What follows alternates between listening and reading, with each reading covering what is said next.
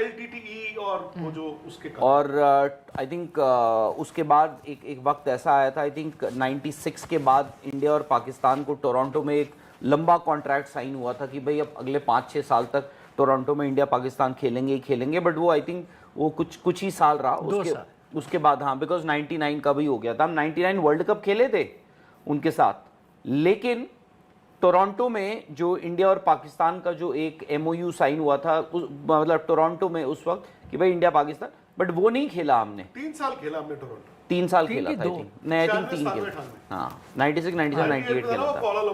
और 99 में इसी वजह से, हाँ 99 में हमने इसी वजह से नहीं खेला था क्योंकि 99 में वो कारगिल वॉर हो गया था और इसी वजह से हमने 99 में नहीं खेला था। And that was also not bilateral, वो भी एक मल्टी नेशन हुआ करता था, इफ़ यू रिमेंबर। तो मल्टी नेशन और बायलैटरल भी उसमें कुछ थे। तो मतलब ऐसा पहले भी हुआ है।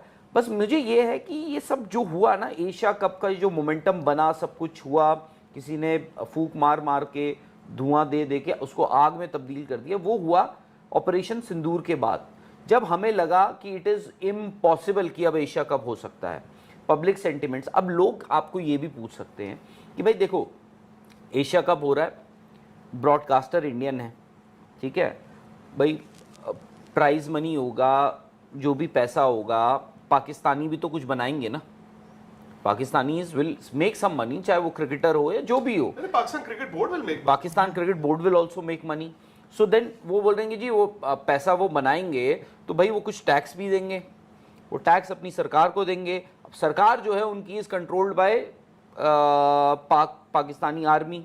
तो पाकिस्तानी आर्मी जो है वो उस पैसे को, टैक्स मनी को टेररिज्म में इन्फ्यूज़ करता है, डालता है। तो in a way it is a cycle जो आप लोग नहीं समझोगे, जो शायद से हम ना समझे।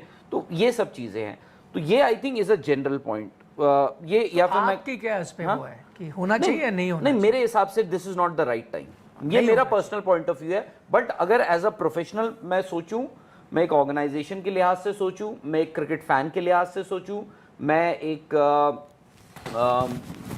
शायद से ऐसे सोचूं कि यार आमदनियां भी तो हैं, लोगों का घर भी चलता है, बहुत कुछ होता है, किसी ने 10,000 करोड़ डाल रखे हैं, किसी ने, तो उस पे मेरा व्यू एग्जैक्टली वही है जो आपने अभी इलैबोरेट किया। मेरा आप दोनों को ये कहना है कि आपका जो पर्सनल व्यू है, I think that is full stop. उसके बाद हमारा प्रोफेशनल व्यू भी मैटर नहीं करता है, बिकॉज आप you are not decision makers. हम ये कह दें कि एज प्रोफेशनल भाई वो घर चलना या नहीं, मैं कहता हूं वो भी इंपॉर्टेंट नहीं है। जो हो रहा है हमें तो वो करना है ना, उसमें भी वी आर नॉट डिक्टेटिंग कि जी आप कर लो, ठीक है। जब ये मैं फिर जब अनाउंस हुआ था, मैं इनिशियल मेरा वो शॉक था, भाई ये हो ही नहीं सकता। पहले डिसबिलीव था, फिर शॉक था, फिर गुस्सा था, एंड देन उसके बाद एडजस्टमेंट थी। अच्छा हो रहा है, ठीक है, होने दो, सारी दुनिया देखेगी, हम भी देख लेंगे।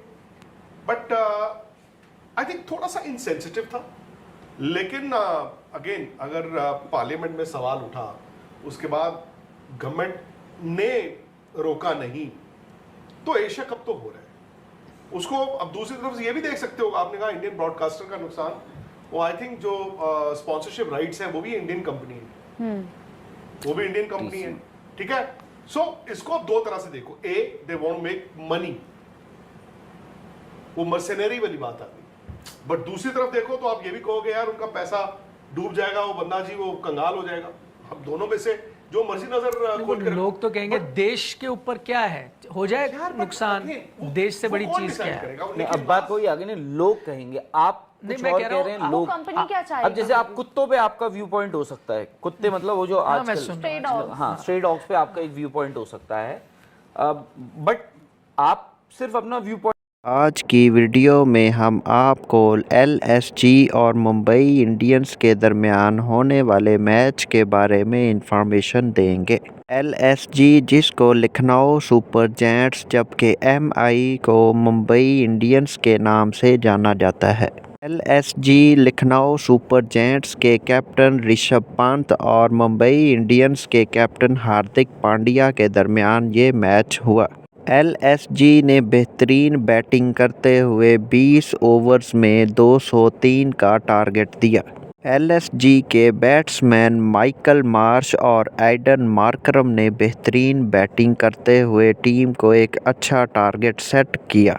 ऋषभ पंत जो कि एलएसजी के कैप्टन हैं, उनकी बैटिंग कोई ख़ास ना रही और वो जल्द ही आउट हो गए। एलएसजी ने 20 ओवर्स खेले और उनके 8 बैट्समैन आउट हो गए। इसके बाद मुंबई इंडियंस ने बैटिंग को स्टार्ट किया। मुंबई इंडियंस की ओवरऑल बैटिंग कोई ख़ास ना रही और बस उन्होंने टारगेट को अचीव करने के लिए कोई ख़ास मेहनत का मुजाहरा नहीं किया। एलएसजी के टारगेट को पूरा करने की बजाय मुंबई इंडियंस 191 स्कोर पर ऑल आउट हो गई। मुंबई इंडियंस की कुल 5 विकेट्स ख़त्म हुई, जबकि इनके ओवर्स या बॉलिंग इनकी मुकम्मल हो चुकी थी और इनको 12 स्कोर से शिकस्त का सामना करना पड़ा। एलएसजी से हारने के बाद अब लगता है मुंबई इंडियंस का आईपीएल में तकरीबन काम ख़त्म हो चुका है और अब वो अगले आईपीएल का इंतज़ार करने के लिए तैयार हों। मुंबई इंडियंस के हार्दिक पांड्या ने अच्छी बैटिंग की, लेकिन फ़िलहाल उनसे टारगेट अचीव ना हो सका और 12 स्कोर से मुंबई इंडियन मैच हार गई। वीडियो अच्छी लगे तो चैनल को सब्सक्राइब कीजिएगा ताकि मज़ीद आने वाली वीडियोस आप तक आसानी से पहुंच सकें। शुक्रिया।